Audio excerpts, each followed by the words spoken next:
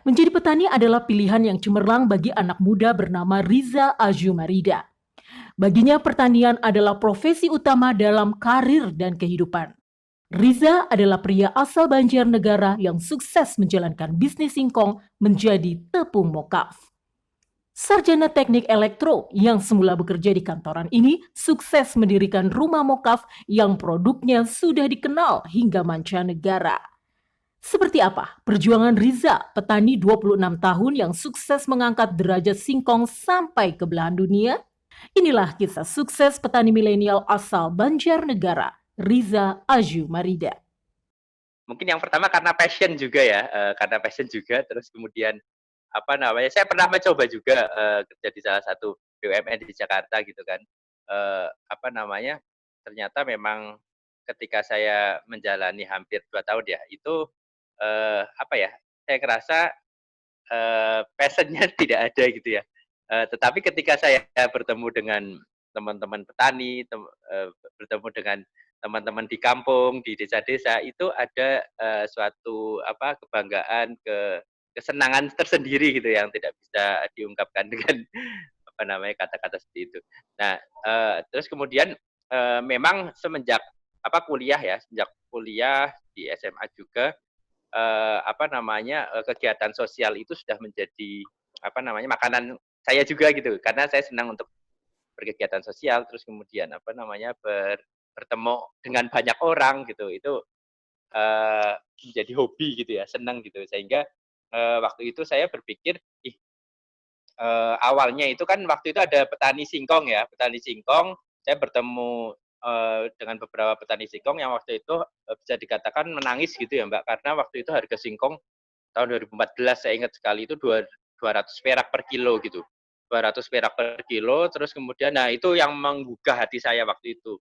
Menggugah hati saya untuk, saya putuskan untuk, resign dan balik ke Jakarta, apa namanya, dan akhirnya, saya fokus untuk mengembangkan dan, mokaf ini sendiri. Saya waktu itu punya kepikiran gimana caranya ini petani singkong bisa sejahtera, bisa terangkat, dan singkong itu sendiri yang tadinya dianggap sebelah mata, terpinggirkan itu bisa, apa namanya, bisa apa istilahnya, nilai jualnya itu bisa lebih tinggi, seperti itu. Sebenarnya singkong itu semuanya bisa diolah menjadi mokaf gitu ya, yang membedakan ini kan modified cassava flour, tepung mokaf yang termodifikasi. Nah, perbedaannya itu di, fermentasinya menggunakan enzim organik. Nah, tetapi yang biasanya kita lihat, misalnya di yang familiar itu kan tapioka. Nah, itu beda.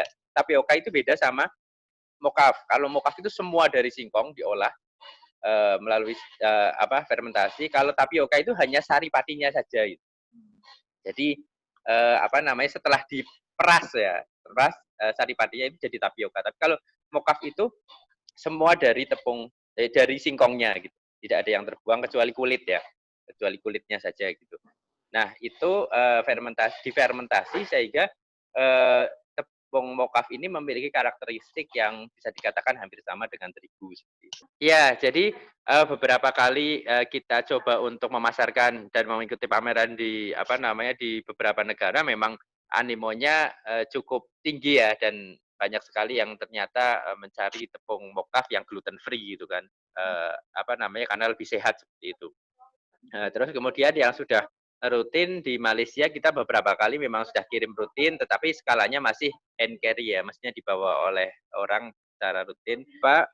Harapan kami nanti setelah setelah apa namanya, corona ini, Juli itu akan mulai untuk perizinan HACCP. HACCP itu semacam BPOM-nya internasional gitu ya. Itu, ketika itu sudah, eee eee, beres perizinannya, kami akan melakukan ekspor secara besar-besaran. Ikannya, kira-kira omsetnya berapa, Mas? Ya berkisar antara 100 sampai 180 per bulan. Kata Bung Karno ini adalah soal pangan adalah soal hidup matinya suatu bangsa gitu ya. Dan saya yakin ketika kita sudah berdaulat pangan, maka, bangsa kita juga akan lebih maju dan lebih berdaulat seperti itu. Apalagi kalau anak-anak mudanya bisa, lebih memaksimalkan pertanian gitu ya. Kan kuncinya kan ada di inovasi ya, ketika inovasi ini bisa maksimal, anak-anak muda yang terjun pasti saya yakin, pangan-pangan yang tadinya belum tersentuh seperti mokaf ini yang tadinya dianggap sepele dan dianggap remeh gitu sebelah mata bisa menjadi bernilai jual tinggi dan bisa bersaing dengan pasar yang sudah ada gitu. Riza Azumarida mengungkapkan bahwa usaha rumah mokaf miliknya dibangun dengan landasan sociopreneurship. Tujuannya untuk mengoptimalkan hasil petani singkong yang terhubung sebagai mitra bisnis. Tak hanya itu, dalam menjalani usahanya ia pun memanfaatkan warga desa, terutama anak-anak muda. Terlebih di era digital, semakin membuat generasi muda berpotensi untuk terjun ke bidang pertanian dan berpeluang memiliki kehidupan ekonomi yang lebih baik.